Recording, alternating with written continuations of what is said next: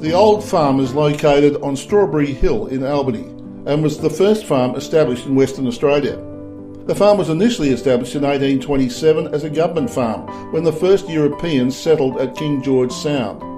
Edmund Lockyer, Alexander Colley and John Lawrence Morley selected the site as a government farm. Originally 1,536 acres, only 6 acres remain today. Alexander Colley was appointed government resident of Albany in 1831 and moved into a wattle and daub cottage situated on the farm. He named the property Strawberry Hill. Colley retired in 1832 and his successor was D.H. McLeod, but it was the farm superintendent John Lawrence Morley who handed the property on to Richard Spencer. Spencer was appointed as government resident in 1833. He acquired the farm and resided there with his wife Anne and his 10 children. Spencer arranged for the erection of a granite 2-storey building at the rear end of the original wattle and daub structure at a cost of £100. By 1836, the well-established gardens were producing blood oranges, grapes, raspberries, gooseberries, asparagus, figs and almonds. The new house was the centre of the district's social life.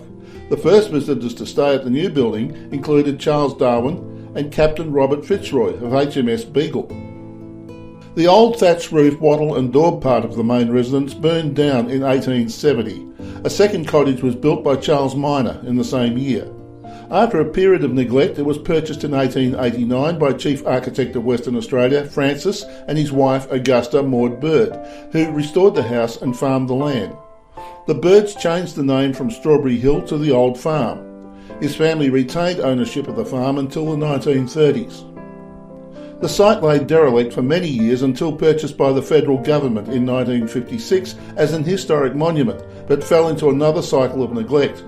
It was then vested in the National Trust of Australia in 1964. Conservation work commenced shortly afterward and it was later opened to the public.